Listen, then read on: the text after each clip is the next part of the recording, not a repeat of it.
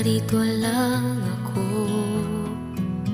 naghihintay na mahalin, umaasa kahit di man ngayon mapapansin mo rin, mapapansin.